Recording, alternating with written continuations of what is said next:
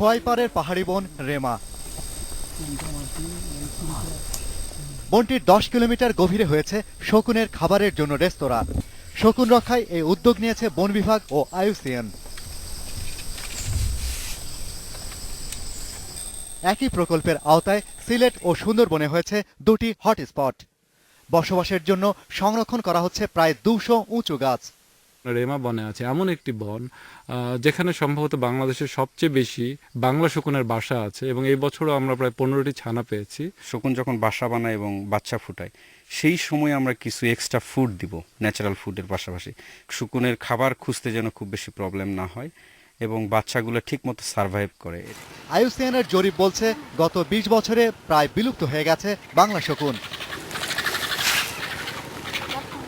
সারা দেশে এর সংখ্যা এখন 300-র নিচে।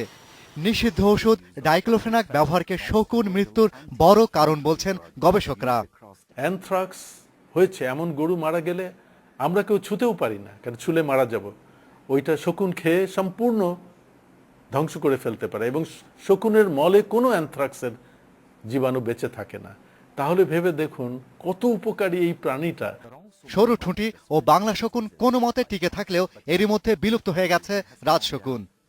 শকুন অশুভের প্রতীক প্রচলিত এই ধারণাকে ভুল প্রমাণ করে প্রাণী গবেষকেরা বলছেন, বিপন্ন এই প্রাণীকে সংরক্ষণ করতে শুধু বন বিভাগ বা প্রাণী গবেষকদের এগিয়ে আসলেই চলবে না, প্রয়োজন দেশব্যাপী গণসচেতনতার। Shahriar Anirban, Independent News, Rema Kalenga, Habiganj.